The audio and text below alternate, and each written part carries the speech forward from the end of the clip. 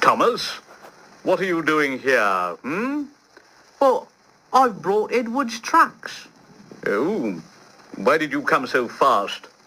But I didn't mean to. I was pushed. Pushed? Haven't you pulled trucks before? No. Then you've a lot to learn about trucks, little Thomas. They're silly things and must be kept in their place.